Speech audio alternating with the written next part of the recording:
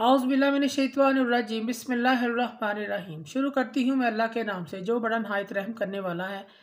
मोअज़्ज़िज़ सामीन कराम अस्सलामु अलैकुम रहमतुल्लाहि व बरकातुहू। उम्मीद आप खैरियत से होंगे।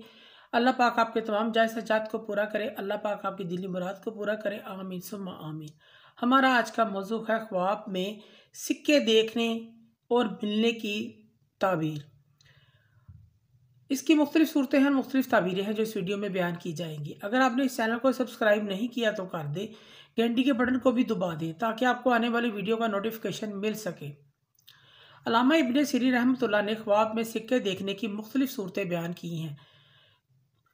ख्वाब में एक सिक्का देखना तो खूबसूरत बेटा पैदा होने की अलामत है। ख्वाब में बहुत सारे सिक्के देखना खजाना हिकमत वलायत पाने की दलील है। ख्वाब में सिक्के को ज़ाया करना बच्चे की मौत वाक़या होने या फ़र्ज़ नमाजों के छोड़ने की अलामत है। ऐसा ख्वाब देखने वाले को सदका खैरात इस्तग़फ़ार करना चाहिए।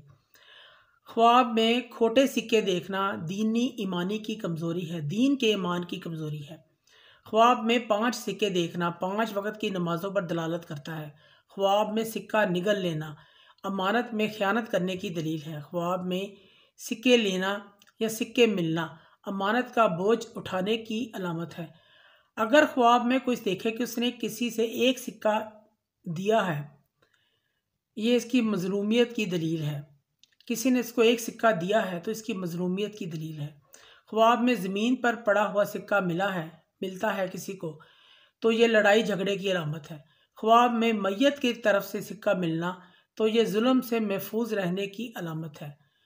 मुअज़्ज़िज़ सामीन कराम, अगर आपको हमारी वीडियो ये अच्छी लगी है, पसंद आई है तो इसे ज़्यादा से ज़्यादा सदका जारिया समझ कर लाइक करें और शेयर करें। अल्लाह पाक आपके हामी नासिर हों। जज़ाकल्लाह।